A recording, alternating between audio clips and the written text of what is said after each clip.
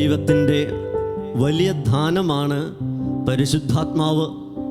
ഈ പരിശുദ്ധാത്മാവായ ദൈവം നമ്മളിൽ വന്ന് നിറയുമ്പോൾ ആ ദൈവത്തിൻ്റെ വരദാന ഫലങ്ങളൊക്കെ നമ്മളിൽ നിറയുന്ന സമയമാണ്. പ്രത്യേകിച്ച് മനുഷ്യരായ നമ്മുടെ ജീവിതത്തിലെ കൂദാശകളിലൂടെ മാമോദീസയിലൂടെ നൽകപ്പെട്ട ദൈവത്തിൻ്റെ വരപ്രസാദമുണ്ട്. അത് സ്ഥൈര്യവൻ എന്ന കൂദാശയിലൂടെ പ്രത്യേകമായിട്ട് ദൈവാത്മാവിൻ്റെ ഫലങ്ങൾ നിറയുന്ന സമയമാണ്. സ്നേഹമുള്ളവരെ, ദൈവത്തിൻ്റെ ക്ഷമ, ആ ക്ഷമിക്കുന്ന സ്നേഹം നമ്മുടെ ജീവിതത്തിൽ ഉണ്ടാകേണ്ടതുണ്ട്. നമ്മളൊക്കെ ദൈവത്തിൻ്റെ പുത്രരാണ്, ദൈവത്തിൻ്റെ സ്വന്തം ഛായയിൽ സദൃശ്യത്തിൽ സൃഷ്ടിക്കപ്പെട്ട മനുഷ്യരാണ്, ദൈവത്തിൻ്റെ മകളാണ് നമ്മൾ. ആ നമ്മളിൽ ആ ദൈവത്തിൽ ഉള്ള ആ ക്ഷമിക്കുന്ന സ്നേഹം നമ്മുടെ ജീവിതത്തിൽ ഉണ്ടാകണം. ആ ദൈവം ആഗ്രഹിക്കുന്ന ഇന്ന് ഈ ഒരു സമയം നമ്മളായിരിക്കുമ്പോൾ ആ ഒരു ക്ഷമ എന്ന പുണ്യം നമ്മുടെ ജീവിതത്തിൽ നിറയുവാൻ വേണ്ടിയിട്ട് അതിയായിട്ട് ആഗ്രഹിച്ച് നമുക്കൊന്ന് പാടാം.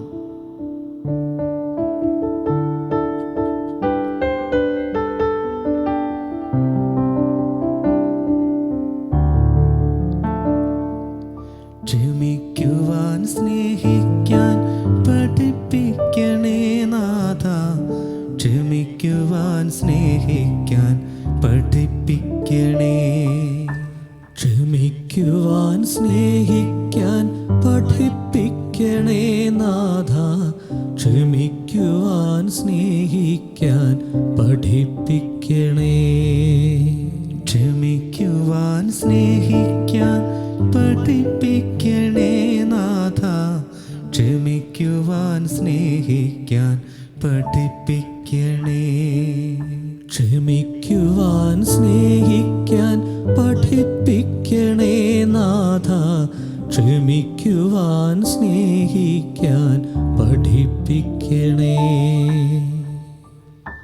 സ്നേഹിതരെന്നെ തിരസ്കരിക്കുമ്പോൾ, നൊമ്പരമെന്നുള്ളിലേറിടുമ്പോൾ, സ്നേഹിതരെന്നെ തിരസ്കരിക്കുമ്പോൾ, നൊമ്പരമെന്നുള്ളിലേറിടുമ്പോൾ, ചേർന്ന് പാടാം. ക്ഷമിക്കുവാൻ സ്നേഹിക്കാൻ പഠിപ്പിക്കണേ നാഥ, ക്ഷമിക്കുവാൻ സ്നേഹിക്കാൻ പഠിപ്പിക്കണേ.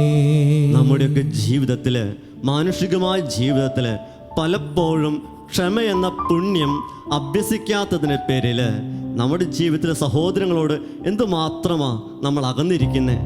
പലപ്പോഴും ദൈവമായ കർത്താവ് നമ്മളിൽ നിന്ന് ആഗ്രഹിക്കുന്നുണ്ട് സഹോദരങ്ങളോട് അടുക്കുവാനായിട്ട്, സഹോദരങ്ങളോട് സ്നേഹത്തിൽ ഐക്യപ്പെട്ട് ജീവിക്കുവാനായിട്ട്. നമുക്ക് നൽകപ്പെട്ടിട്ടുള്ള നിയമം അല്ലെങ്കിൽ ദൈവത്തിൻ്റെ സ്നേഹത്തിൻ്റെ നിയമം അതാണ്, നിങ്ങൾ പരസ്പരം സ്നേഹിക്കണം.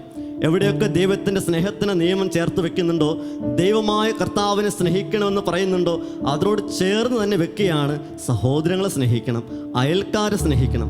പലപ്പോഴും നമ്മുടെ സഹോദരങ്ങളോട് നമുക്ക് ചിലപ്പോഴൊക്കെ ക്ഷമിക്കാൻ പറ്റാത്ത നിമിഷങ്ങളൊക്കെ ഉണ്ടാകുന്നില്ലേ?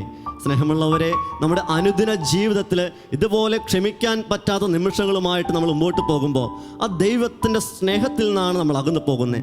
ആ ദൈവത്തിൻ്റെ ക്ഷമിക്കുന്ന സ്നേഹം നമ്മൾ എപ്പോഴും കാത്തിരിക്കുന്ന സ്നേഹമാണ്. നമ്മൾ തെറ്റ് ചെയ്ത് മുമ്പോട്ട് പോകുമ്പോൾ നമ്മളൊക്കെ തിരിച്ചു വരാൻ ആഗ്രഹിക്കുന്ന ദൈവമായ കർത്താവ് എത്രയൊക്കെ തെറ്റ് ചെയ്തും തമ്പുരാൻ്റെ മുമ്പിൽ അകന്നു പോകുമ്പോൾ അവിടെ തമ്പുരാൻ ആഗ്രഹിക്കുന്നുണ്ട്, അവനൊന്ന് തിരിഞ്ഞു വന്നിരുന്നെങ്കിൽ, എൻ്റെ മകളൊന്ന് തിരിഞ്ഞു വന്നിരുന്നെങ്കിൽ. തിരിച്ചു വരുമ്പോൾ നമ്മളുടെ തെറ്റുകുറ്റങ്ങളൊക്കെ പുറത്തുകൊണ്ട് എല്ലാം ക്ഷമിച്ച് എന്നെ സ്വീകരിക്കുന്ന ആ ദൈവത്തിൻ്റെ സ്നേഹമാണ്. നമ്മളൊന്ന് ഓർത്തൊന്ന് പാടിയേ, ഉള്ളിൻ്റെ ഉള്ളിൽ അതിയായിട്ട് ആഗ്രഹിച്ച് ക്ഷമിക്കുവാനായിട്ടുള്ള പുണ്യം, ആ ഒരു പുണ്യം എൻ്റെ ജീവിതത്തിൽ നിറയ്ക്കണമേ എന്ന് തമ്പുരാനോട് ചോദിച്ചാൽ അതിയായിട്ട് ആഗ്രഹിച്ചിട്ടൊന്ന് പാടിയേ. കോപമേറുമ്പോൾ ഞാൻ പാപം ചെയ്യുമ്പോൾ, സോദര ഹൃദയത്തെ നോവിക്കുമ്പോൾ, കോപമേറുമ്പോൾ ഞാൻ പാപം ചെയ്യുമ്പോൾ, സോദര ഹൃദയത്തെ നോവിക്കുമ്പോൾ, ക്ഷമിക്കുവാൻ സ്നേഹിക്കാൻ പഠിപ്പിക്കണേ നാഥ, ക്ഷമിക്കുവാൻ സ്നേഹിക്കാൻ പഠിപ്പിക്കണേ. മത്തായിയുടെ സുവിശേഷത്തിൽ 5-ാം അധ്യായത്തിൽ നമ്മൾ വായിക്കുന്നില്ലേ, സഹോദരനോട് രമ്യതപ്പെടാൻ വേണ്ടിയിട്ട്. അവിടെ ഈശോ പറയുന്നില്ലേ, സഹോദരനോട് കോപിക്കുന്നവൻ അതുപോലെ സഹോദരനെ വിഡ്ഢി എന്ന് വിളിക്കുന്നവൻ, സഹോദരനെ ബോഷ എന്ന് വിളിക്കുന്നവൻ, ഇവരൊക്കെ നരകാഗ്നിക്ക് ഇരയായിത്തീരുമെന്നാണ് പറയുന്നത്. സ്നേഹമുള്ളവരെ, സഹോദരങ്ങളുമായിട്ട് നമ്മൾ രമ്യതപ്പെടാൻ നമുക്ക് പറ്റുന്നില്ലെങ്കിൽ, സഹോദര തെറ്റുകൾ ക്ഷമിക്കുവാൻ നമുക്ക് സാധിക്കുന്നില്ലെങ്കിൽ, നമ്മളൊക്കെ പിന്നെ ദൈവത്തിൻ്റെ മകനാണ് മകളാണ് എന്ന് പറഞ്ഞ് ജീവിക്കുന്നതിൽ വല്ല അർത്ഥമുണ്ടോ? ഈ ഒരു സമയം തമ്പുരാൻ്റെ മുമ്പിലായിരിക്കുമ്പോൾ നമ്മൾ തമ്പുരാനോട് അത്യായിട്ട് ആഗ്രഹിച്ചു ചോദിക്കണം, ക്ഷമ എന്ന പുണ്യം അഭ്യസിക്കുവാനായിട്ട് എന്നെ ശക്തിപ്പെടുത്തണമെന്ന് ഒന്നുകൂടി ചോദിച്ചൊന്ന് പാടിയൻ. ഉള്ളിൻ്റെ ഉള്ളിൽ അതിയായിട്ട് ആഗ്രഹിച്ചൊന്ന് പാടിയൻ, ക്ഷമിക്കുവാൻ സ്നേഹിക്കുവാൻ എന്നെ പഠിപ്പിക്കണമേ. അതിയായിട്ട് ആഗ്രഹിച്ചൊന്ന് പാടിയൻ. ക്ഷമിക്കുവാൻ സ്നേഹിക്കാൻ പഠിപ്പിക്കണേ നാഥ, ക്ഷമിക്കുവാൻ സ്നേഹിക്കാൻ പഠിപ്പിക്കണേ. ക്ഷമിക്കുവാൻ സ്നേഹിക്കാൻ പഠിപ്പിക്കണേ നാഥ, ക്ഷമിക്കുവാൻ സ്നേഹിക്കാൻ പഠിപ്പിക്കണേ. ദൈവത്തിൻ്റെ വചനം നമ്മൾ വായിക്കുമ്പോൾ വിശുദ്ധ മത്തായിയുടെ സുവിശേഷത്തിൽ 18-ാം അധ്യായത്തിൽ 35-ാമത്തെ വചനം പ്രകാരം വായിക്കുക, നിങ്ങൾ സഹോദരനോട് ഹൃദയപൂർവ്വം ക്ഷമിക്കുന്നില്ലെങ്കിൽ എൻ്റെ സ്വർഗസ്ഥനായ പിതാവ് നിങ്ങളോടും ഇതുപോലെ തന്നെ പ്രവർത്തിക്കും. എങ്ങനെ ക്ഷമിക്കുന്നില്ലെങ്കിൽ? ഹൃദയപൂർവ്വം ക്ഷമിക്കുന്നില്ലെങ്കിൽ. നമ്മൾക്ക് പലപ്പോഴും തമ്പുരാൻ്റെ മുമ്പിൽ നിന്നുകൊണ്ട് നമ്മൾ ചിലപ്പോഴൊക്കെ സന്തോഷിക്കാറുണ്ട്. നമ്മളുടെ സഹോദരങ്ങളോട് ഞാൻ ക്ഷമിച്ചു. ഒരു കുമ്പസാരം കഴിഞ്ഞ് വരുമ്പോൾ നമ്മൾ ഉള്ളിൻ്റെ ഉള്ളിൽ നമ്മൾ തമ്പുരാനോട് പറയും, ഞാൻ എൻ്റെ സഹോദരങ്ങളോട് ക്ഷമിച്ചു. പക്ഷേ ആ ക്ഷമിച്ചു എന്ന് പറയുമ്പോഴും ചിലപ്പോൾ നമ്മുടെ മനസ്സിൽ ആ ക്ഷമ പൂർണ്ണമാകാതിരിക്കുന്ന നിമിഷങ്ങളില്ലേ? ഞാൻ ക്ഷമിച്ചു എന്ന് പറയുന്ന ആ ഒരു പ്രവൃത്തിയിൽ ഈ സഹോദരനെ ഞാൻ നേരിട്ട് കാണുമ്പോൾ, അല്ലെങ്കിൽ കുമ്പസാരം കഴിഞ്ഞ് സഹോദരൻ നേരിട്ട് കാണുമ്പോൾ ചിലപ്പോൾ ആ സഹോദരൻ എന്നോട് ചെയ്ത് തെറ്റ് എൻ്റെ മനസ്സിലേക്ക് കടന്നു വരാറില്ലേ? എങ്ങനെയാ മക്കളെ നമ്മൾ ഹൃദയപൂർവ്വം ക്ഷമിക്കണേ? ഈശോ ആഗ്രഹിക്കുന്നത് ഹൃദയപൂർവ്വം ക്ഷമിക്കണം, ഹൃദയപൂർവ്വം ക്ഷമിക്കണം. അതായത് ഹൃദയം കൊണ്ട് ക്ഷമിക്കണം. ഹൃദയം കൊണ്ട് ക്ഷമിക്കുക എന്ന് പറഞ്ഞാൽ നമ്മുടെ ജീവിതത്തിൽ ക്ഷമ എന്ന് പറയുന്നത് മറക്കാൻ പറ്റണം എന്നുള്ളതാണ്. എൻ്റെ സഹോദരനോട് എനിക്ക് ആദ്യം ഉണ്ടായത് സ്നേഹമുണ്ടല്ലോ, ആ ഒരു സ്നേഹത്തിൽ വിള്ളൽ വന്നത് എന്തെങ്കിലും കാര്യങ്ങൾ കൊണ്ടായിരിക്കാം, എന്തെങ്കിലും തെറ്റുകുറ്റങ്ങൾ കൊണ്ടായിരിക്കാം. ചിലപ്പോൾ എൻ്റെ സഹോദരൻ്റെ ഭാഗത്തുള്ള തെറ്റുകുറ്റങ്ങളായിരിക്കാം. പക്ഷേ അത് ഞാൻ ക്ഷമിച്ചു എന്ന് പറയുമ്പോൾ ആദ്യം ഉണ്ടായിരുന്ന സ്നേഹത്തിലേക്ക് എനിക്ക് തിരിച്ചു വരുവാൻ സാധിക്കുന്നുണ്ടോ? ഈ സഹോദരനെ ഞാൻ പിന്നീട് കാണുമ്പോൾ ആദ്യം ഉണ്ടായിരുന്ന സ്നേഹത്തോടു കൂടെ ആ സഹോദരനോട് കൂടെ ആയിരിക്കുവാൻ എനിക്ക് പറ്റുന്നുണ്ടോ? അതാണ് ഹൃദയപൂർവ്വം ക്ഷമിക്കുക എന്ന് പറയുന്നത്.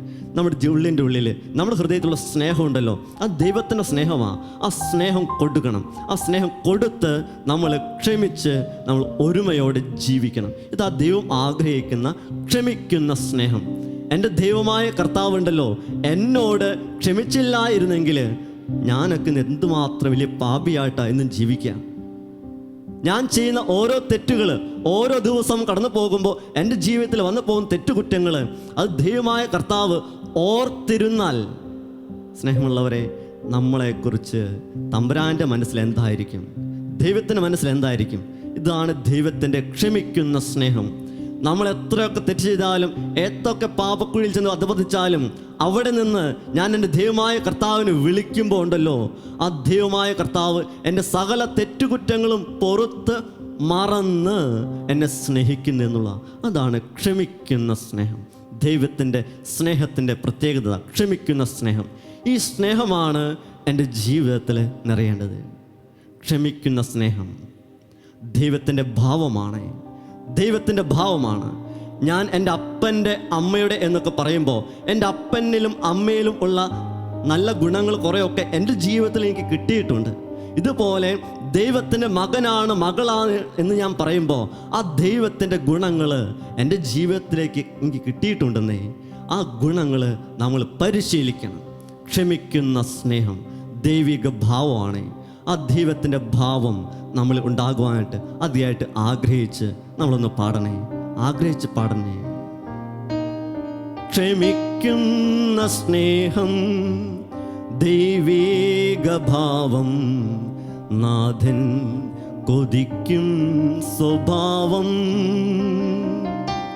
ക്ഷമിക്കുന്ന സ്നേഹം ദൈവീക ഭാവം നാഥൻ കൊതിക്കും സ്വഭാവം. ക്ഷമിക്കുന്ന സ്നേഹം സ്വർഗീയദാനം, മണ്ണിൽ സമാധാനമാർഗം.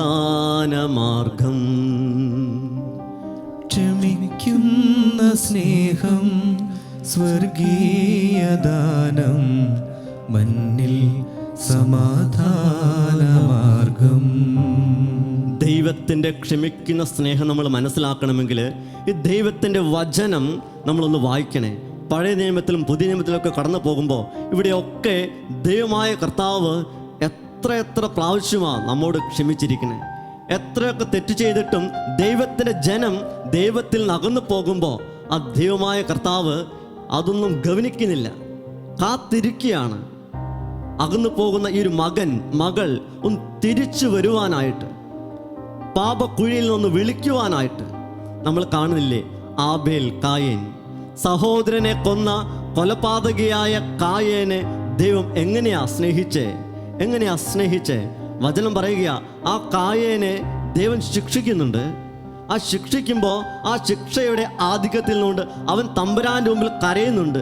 തമ്പുരാനെ, ദൈവമായ കർത്താവെ, കാണുന്നവരൊക്കെ എന്നെ കൊല്ലാൻ നോക്കൂ. അവിടെ ദൈവം അവനോട് പറയുക, ഒരിക്കലുമില്ല. സഹോദരനെ കൊന്ന കൊലപാതകിയോട് ദൈവം പറയാ, ഒരിക്കലുമില്ല. കായേനെ കൊല്ലുന്നവൻ്റെ മേൽ 7 ഇരട്ടി ഞാൻ പ്രതികാരം ചെയ്യും. സ്നേഹമുള്ളവരെ, ആ ദൈവത്തിൻ്റെ ക്ഷമ ഒന്ന് നോക്കിയേൻ, ആ ക്ഷമിക്കുന്ന സ്നേഹം ഒന്ന് നോക്കിയേൻ. നമ്മളൊക്കെ എത്ര തെറ്റ് ചെയ്ത് അകന്നു പോയാലും, തെറ്റുപറ്റിപ്പോയെന്ന് എനിക്ക് ബോധ്യമായ തമ്പുരാൻ്റെ മുമ്പിൽ ഞാൻ വന്നു നിന്നാൽ എൻ്റെ തെറ്റുകുറ്റങ്ങളൊക്കെ പുറത്ത് എന്നെ വീണ്ടെടുക്കാൻ, എന്നെ ചേർത്ത് പിടിക്കുന്ന ആ ദൈവത്തിൻ്റെ ക്ഷമിക്കുന്ന സ്നേഹമാണ്.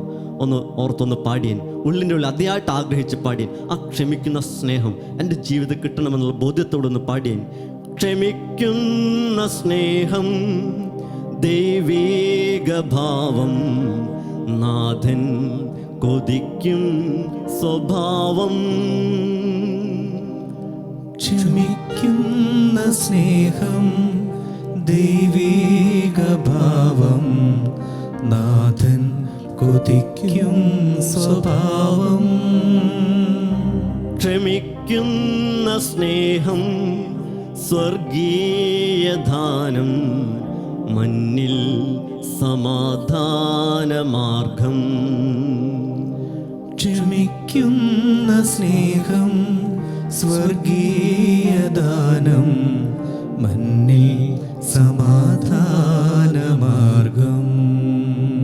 മത്തായിയുടെ സുവിശേഷത്തിലെ 18-ാം അധ്യായത്തിൽ 21 മുതൽ നമ്മൾ വായിക്കുമ്പോൾ അവിടെ പത്രോസ്ലീഹ ഈശോയോട് ചോദിക്കുന്നുണ്ട്, എൻ്റെ സഹോദരനോട് ഞാൻ എത്ര പ്രാവശ്യം ക്ഷമിക്കണം? 7 പ്രാവശ്യം ക്ഷമിച്ചാൽ മതിയോ? 7 പ്രാവശ്യം. ഈശോ പറയാ, 7 അല്ല 7 70 പ്രാവശ്യം എന്ന് ഞാൻ നിന്നോട് പറയുന്നു. 7 അല്ല 7 70 പ്രാവശ്യം. സ്നേഹമുള്ളവരെ, എണ്ണാൻ പറ്റാത്ത വിധം എൻ്റെ സഹോദരനോട് ഞാൻ ക്ഷമിക്കണം.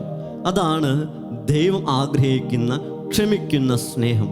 ഓരോ ദിവസവും നമ്മുടെ ജീവിതത്തിൽ സഹോദരങ്ങളുമായിട്ട് പല ബുദ്ധിമുട്ടുകളും പല വിഷമങ്ങളൊക്കെ ഉണ്ടായിട്ടുണ്ടാകാം. പലതരത്തിലെ സഹോദരങ്ങളുമായിട്ട് നമ്മൾ അകന്നിട്ടുണ്ടാകാം. പക്ഷേ നമ്മൾ ക്ഷമിക്കണം. എണ്ണാൻ പറ്റാത്ത വിധം അത്ര അധികമായിട്ട് നമ്മൾ ക്ഷമിക്കണം എന്നുള്ള അതാ ദൈവത്തിൻ്റെ സ്നേഹം, ക്ഷമിക്കുന്ന സ്നേഹം. പരിധിയില്ലാതെ, ഒരു പരിധിയും വയ്ക്കരുത്. ക്ഷമിക്കുവാനായിട്ട് ഒരു പരിധിയും വയ്ക്കുന്നുണ്ട്, അതിരുകളില്ലാതെ. അതാണ് ദൈവത്തിൻ്റെ സ്നേഹം, ക്ഷമിക്കുന്ന സ്നേഹം. മക്കളെ, ഈ ഒരു നിമിഷം നമ്മൾ തമ്പുരാനോട് കൂടി ആയിരിക്കുമ്പോൾ, പ്രത്യേകിച്ച് ആ ദൈവത്തിൻ്റെ മകളാണ് എനിക്ക് ബോധ്യമുണ്ടെങ്കിൽ, നമ്മൾ ആ ദൈവത്തിലുള്ള ക്ഷമിക്കുന്ന സ്നേഹം എന്നിൽ നിറയാൻ വേണ്ടിയിട്ട് അതിയായിട്ട് ആഗ്രഹിച്ചെന്ന് പാടണേ. ക്ഷമിക്കുന്ന സ്നേഹം ദൈവീക ഭാവം, നാഥൻ കൊതിക്കും സ്വഭാവം. ക്ഷമിക്കുന്ന സ്നേഹം ദൈവീക ഭാവം, നാഥൻ കൊതിക്കും സ്വഭാവം. ക്ഷമിക്കുന്ന സ്നേഹം സ്വർഗീയദാനം, മണ്ണിൽ സമാധാനമാർഗം. ക്ഷമിക്കുന്ന സ്നേഹം സ്വർഗീയദാനം, മന്നിൽ സമാധാനമാർഗം. ലൂക്കായുടെ സുവിശേഷത്തില് 17-ാം അധ്യായത്തില് നമ്മൾ വായിച്ചു പോകുമ്പോൾ 3 മുതലുള്ള വാക്യങ്ങൾ നമ്മൾ ഇപ്രകാരം വായിക്കുക: എൻ്റെ സഹോദരൻ എന്നോട് തെറ്റ് ചെയ്താൽ ഞാൻ എന്തു ചെയ്യണം? അവനെ ശാസിക്കണം. അവൻ പശ്ചാത്തപിച്ചു കഴിഞ്ഞാൽ എന്തു ചെയ്യണം? അവനോട് ക്ഷമിക്കണം.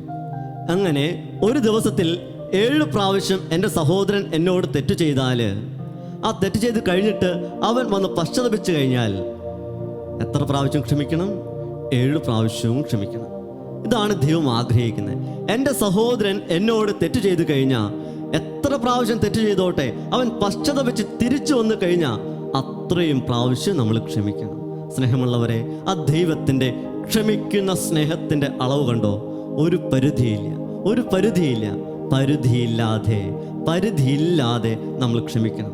ദൈവത്തിൻ്റെ മകനാണ്, മകളാണ് എന്ന് എനിക്ക് ബോധ്യമുണ്ടെങ്കിൽ ആ ദൈവത്തിൻ്റെ സ്നേഹം എന്നിൽ നിറയുവാൻ നമ്മൾ അതിയായിട്ട് ആഗ്രഹിക്കണം. വെറും സ്നേഹമല്ല, ക്ഷമിക്കുന്ന സ്നേഹം എന്നിൽ നിറയാനായിട്ട് നമ്മൾ ആഗ്രഹിക്കണം.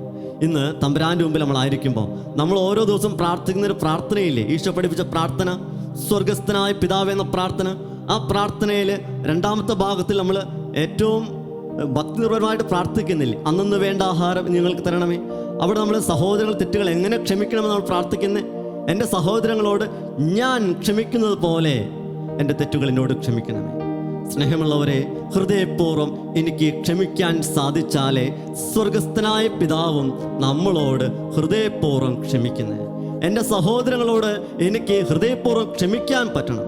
നമ്മൾ പ്രാർത്ഥനയിലൊക്കെ നന്നായിട്ട് പ്രാർത്ഥിക്കുന്നുണ്ട്. പക്ഷേ ഈ പ്രാർത്ഥനയുടെ അർത്ഥമൊക്കെ നമ്മുടെ ഉള്ളിൽ ഗ്രഹിക്കുമ്പോൾ ചിലപ്പോൾ നമുക്ക് ഒന്ന് ഇരുന്ന് ചിന്തിക്കുമ്പോഴാണ്, തമ്പുരാൻ്റെ ഉള്ളിൽ ഒന്ന് ഇരുന്ന് പ്രാർത്ഥിക്കുമ്പോഴാണ് നമുക്ക് തോന്നാം, കർത്താവേ, ഞാൻ ഇത്രയും കാലം പ്രാർത്ഥിച്ചത് വെറുതെ ആയല്ലോ, അർത്ഥശൂന്യമാണല്ലോ, വെറുതെ അധരവ്യായാമമാണല്ലോ, സഹോദരങ്ങളോട് ചെയ്യേണ്ടത് ചെയ്യാനായിട്ട് സാധിക്കാൻ പറ്റാതെ പോയല്ലോ, സഹോദരനോട് ക്ഷമിക്കാൻ പറ്റാതെ പോയല്ലോ. സ്നേഹമുള്ളവരെ, തമ്പുരാൻ്റെ മുമ്പിലായിരിക്കുമ്പോൾ ഈ ക്ഷമിക്കുന്ന സ്നേഹം എന്നിൽ നിറയാൻ ഈശോയോട് പറയണം, എന്നെ പഠിപ്പിക്കണേ, ക്ഷമിക്കാൻ, സ്നേഹിക്കാൻ എന്നെ പഠിപ്പിക്കണേ. തമ്പുരാൻ്റെ മുമ്പിൽ നമ്മൾ ഇന്നായിരിക്കുമ്പോൾ ഈ ഒരു കാര്യമാണ്, ക്ഷമിക്കുന്ന സ്നേഹം എൻ്റെ ജീവിതത്തിൽ നിറയാൻ അതിയായിട്ട് ആഗ്രഹിച്ച് നമ്മളൊന്ന് പാടണേ. ക്ഷമ നിറയാൻ, ക്ഷമിക്കുന്ന സ്നേഹം നിറയാൻ അതിയായിട്ട് ആഗ്രഹിച്ചൊന്ന് പാടണേ. ക്ഷമിക്കുന്ന സ്നേഹം, ദൈവീക ഭാവം, നാഥൻ കൊതിക്കും സ്വഭാവം. ക്ഷമിക്കുന്ന സ്നേഹം, ദൈവീക ഭാവം, നാഥൻ കൊതിക്കും സ്വഭാവം. ക്ഷമിക്കുന്ന സ്നേഹം, സ്വർഗീയദാനം, മന്നിൽ സമാധാനമാർഗം. ക്ഷമിക്കുന്ന സ്നേഹം, സ്വർഗീയദാനം, മന്നിൽ സമാധാനമാർഗം. വീണ്ടും വചനം നമ്മളോട് പറയുക, നീ ബലിയർപ്പിക്കാൻ പോകുമ്പോൾ നിന്റെ സഹോദരന് നിന്നോട് എന്തെങ്കിലും വിരോധമുണ്ടെങ്കിൽ കാഴ്ച വസ്തു അവിടെ വെച്ച് പോയി സഹോദരനുമായിട്ട് രമ്യതപ്പെടുക, പിന്നെ വന്ന് ബലിയർപ്പിക്കുക. സ്നേഹമുള്ളവരെ, തമ്പുരാൻ്റെ മുമ്പിൽ നമ്മളായിരിക്കുമ്പോൾ നമ്മൾ പ്രാർത്ഥിക്കുന്ന പ്രാർത്ഥനകളും നമ്മൾ അർപ്പിക്കുന്ന ബലികളൊക്കെ തമ്പുരാന് സ്വീകാര്യമാകണമെങ്കിൽ ഈ സ്നേഹത്തിൻ്റെ നിയമം നമ്മുടെ ജീവിതത്തിൽ നമ്മൾ പൂർത്തീകരിക്കണം. ദൈവമായ കർത്താവിനെ പൂർണ്ണ ഹൃദയത്തോടും പൂർണ്ണ ആത്മാവോടും പൂർണ്ണ ശക്തിയോടും പൂർണ്ണ മനസ്സോടും കൂടെ സ്നേഹിക്കണം, നിന്റെ അയൽക്കാരനെ നിന്നെപ്പോലെയും. അതാ വചനം പറയുന്നത്. ലൂക്കായുടെ സുവിശേഷം 10-ാം അധ്യായം 27-ാം വചനം. അവിടെ വചനം നമ്മളോട് അങ്ങനെ പറയുമ്പോൾ നമുക്കൊരു സന്തോഷമുള്ളത്, ദൈവത്തെ സ്നേഹിക്കുവാൻ നമുക്ക് സാധിക്കുന്നുണ്ട്, ദൈവത്തെ സ്നേഹിക്കുവാൻ നമുക്ക് സാധിക്കുന്നുണ്ട് നമ്മുടെ ഉള്ളിൽ വിചാരിക്കുക. പക്ഷേ അത് ദൈവസ്നേഹത്തിൻ്റെ പ്രമാണത്തിൻ്റെ പൂർത്തീകരണമല്ല. ദൈവത്തെ ഞാൻ സ്നേഹിക്കുന്നു എന്ന് പറയുകയും ആ ദൈവസ്നേഹത്തിൽ ആഴപ്പെടാൻ വേണ്ടിയിട്ട് ഞാൻ ഒത്തിരി പ്രാർത്ഥിക്കുകയും ഒത്തിരി ത്യാഗപ്രവൃത്തികൾ ചെയ്യുകയും തമ്പുരാൻ്റെ മുമ്പിൽ ഒത്തിരിയേറെ സഹനങ്ങളും വേദനകളൊക്കെ ഏറ്റെടുക്കുകയൊക്കെ ചെയ്യുമ്പോൾ അവിടെ ദൈവത്തെ സ്നേഹിക്കുന്നു എന്ന് പറയുന്ന ആ പുതിയ പ്രമാണം അല്ലെങ്കിൽ തമ്പുരാൻ്റെ സ്നേഹത്തിൻ്റെ പ്രമാണം അതിനെ പകുതിയാവുന്നുള്ളൂ. ബാക്കി പകുതി എന്താണ്? നിന്റെ അയൽക്കാരനെ നിന്നെ പോലെയും. സഹോദരങ്ങളെ സ്നേഹിക്കണം, സഹോദരങ്ങളെ സ്നേഹിക്കണം. ഒരു വിട്ടുവീഴ്ചയില്ലാതെയാണ് സ്നേഹത്തിൻ്റെ പ്രമാണം ദൈവമായ കർത്താവ് നമുക്ക് നൽകിയിരിക്കുന്നത്. ദൈവത്തെ സ്നേഹിക്കുക, സഹോദരങ്ങളെ സ്നേഹിക്കുക. ഞാൻ നിങ്ങളെ സ്നേഹിച്ചതുപോലെ നിങ്ങൾ പരസ്പരം സ്നേഹിക്കണമെന്ന് പുതിയ പ്രമാണത്തിൽ ഈശോ അതാ പറയണേ. ഞാൻ നിങ്ങളെ സ്നേഹിച്ചതുപോലെ നിങ്ങൾ പരസ്പരം സ്നേഹിക്കണം. പരസ്പരം സ്നേഹിക്കണമെങ്കിൽ ഈ ദൈവത്തിൻ്റെ സ്നേഹം എന്നിൽ ഉണ്ടാകണം. ആ ദൈവത്തിൻ്റെ സ്നേഹം എന്നിൽ ഉണ്ടെങ്കിൽ മാത്രമാണ് എനിക്ക് എൻ്റെ സഹോദരങ്ങളെ സ്നേഹിക്കാൻ പറ്റുള്ളൂ. സ്നേഹമുള്ളവരെ, ക്ഷമിക്കുന്ന സ്നേഹമാണ് ദൈവത്തിൻ്റെ സ്നേഹം. ആ ക്ഷമിക്കുന്ന സ്നേഹം എൻ്റെ ജീവിതത്തിൽ ഉണ്ടാകുവാനായിട്ട് നമ്മൾ അതിയായിട്ട് ആഗ്രഹിക്കണേ. തമ്പുരാൻ്റെ മുമ്പിൽ ഇരിക്കുമ്പോൾ എൻ്റെ പ്രാർത്ഥനകൾക്ക് ദൈവം എന്തേ ഉത്തരം നൽകാത്തേ, എൻ്റെ കണ്ണുനീര് ദൈവം എന്തേ കാണാത്തേ എന്നൊക്കെ നമ്മൾ ചിന്തിക്കുന്ന ചില സമയങ്ങളൊക്കെ ഇല്ലേ? അവിടെയൊക്കെ നമ്മൾ തിരിച്ചറിയേണ്ട ഒരു കാര്യമാണ്, ഞാൻ പ്രാർത്ഥിക്കുന്നത് തമ്പുരാൻ്റെ മുമ്പിലാണെങ്കിലും തമ്പുരാനോടാണെങ്കിലും ആ തമ്പുരാൻ എന്നിൽ നിന്ന് ആഗ്രഹിച്ച ഒരു കാര്യമുണ്ട്, അത് ഞാൻ വിട്ടുപോയിട്ടുണ്ട്. എവിടെയെങ്കിലൊക്കെ വിള്ളലുകൾ വന്നിട്ടുണ്ട്, സ്നേഹത്തിൻ്റെ പ്രമാണത്തിൽ വിള്ളൽ വന്നിട്ടുണ്ട്, അല്ലെങ്കിൽ സ്നേഹത്തിൻ്റെ പ്രമാണത്തിൽ പകുതി പ്രമാണേ പൂർത്തിയായിട്ടുള്ളൂ, ബാക്കി പകുതി കെടുക്കുക. എവിടെയാ കൂട്ടിച്ചേർക്കാനുള്ളേ? അത് കൂട്ടിച്ചേർക്കപ്പെടണം. എൻ്റെ സഹോദരങ്ങളുമായിട്ട് എവിടെയെങ്കിലും ബുദ്ധിമുട്ടുകൾ വിഷമങ്ങളൊക്കെ ഉണ്ടെങ്കിൽ കൂട്ടിച്ചേർക്കപ്പെടണം. അവിടെയാ ദൈവത്തിൻ്റെ ക്ഷമിക്കുന്ന സ്നേഹം ഉള്ളിൽ അതിയായിട്ട് ആഗ്രഹിക്കണം. ക്ഷമിക്കുന്ന സ്നേഹം എൻ്റെ ജീവിതത്തിൽ നിറയാൻ നമ്മൾ തമ്പുരാൻ്റെ മുമ്പിൽ ആയിരുന്നുകൊണ്ട്, കണ്ണുകളൊക്കെ അടച്ച് തമ്പുരാൻ്റെ മുമ്പിൽ നമ്മൾ ആയിരുന്നുകൊണ്ട് ഈ ഒരു ക്ഷമിക്കുന്ന സ്നേഹത്തെക്കുറിച്ചൊന്ന് ധ്യാനിച്ചേൻ. ഈശോയെ, എൻ്റെ ജീവിതത്തിൽ പലപ്പോഴും ഞാൻ എൻ്റെ സഹോദരങ്ങളോട് ക്ഷമിക്കാനായിട്ട് മനഃപൂർവ്വം വിട്ട അവസരങ്ങളുണ്ട്, ചിലപ്പോൾ അറിയാതെ വിട്ടുപോയ സമയങ്ങളൊക്കെയുണ്ട്. ഒരു കുമ്പസാരം കഴിഞ്ഞ് പോകുമ്പോഴും സഹോദരങ്ങളോട് ക്ഷമിച്ചു എന്ന് പറയുമ്പോഴും ഉള്ളിൻ്റെ ഉള്ളിൽ ക്ഷമിക്കുവാൻ സാധിക്കാതെ പോയിട്ടുണ്ടല്ലോ ഈശോയെ. തമ്പുരാൻ്റെ മുമ്പിൽ ഒന്ന് മാപ്പപേക്ഷിച്ച് പ്രാർത്ഥിക്കണേ. ക്ഷമിക്കുന്ന സ്നേഹം നിറയാൻ വേണ്ടി പ്രാർത്ഥിക്കണേ. ക്ഷമിച്ചിടുവാൻ എന്നിൽ കരുത്തേകണേയെല്ലാം മറക്കാൻ കൃപയേകണേ. ക്ഷമിച്ചിടുവാൻ എന്നിൽ കരുത്തേകണേയെല്ലാം മറക്കാൻ കൃപയേകണേ. എൻ്റെ ജീവിതത്തിൽ ഞാനായിരിക്കുന്ന കുടുംബത്തിൽ ദൈവം തന്ന കുടുംബമാണ്. ആ കുടുംബത്തിൽ മാതാപിതാക്കളോട്, മക്കളോട്, എൻ്റെ കുടുംബാംഗങ്ങളോട് പരസ്പരം ക്ഷമിക്കാൻ പറ്റാതെ പോയ നിമിഷങ്ങളുണ്ടായിട്ടില്ലേ? ഈശോടൊന്ന് ചേർത്ത് വെച്ച്, ഈശോയെ ക്ഷമിക്കാൻ എന്നെ പഠിപ്പിക്കണേ, ക്ഷമിക്കാൻ പഠിപ്പിക്കണേ. അതിയായിട്ട് ആഗ്രഹിച്ചൊന്ന് പാടിയ മക്കളെ. ക്ഷമിച്ചിടുവാൻ എന്നിൽ കരുത്തേകണേയെല്ലാം മറക്കാൻ കൃപയേകണേ. ക്ഷമിച്ചിടുവാൻ എന്നിൽ കരുത്തേകണേയെല്ലാം മറക്കാൻ കൃപയേകണേ.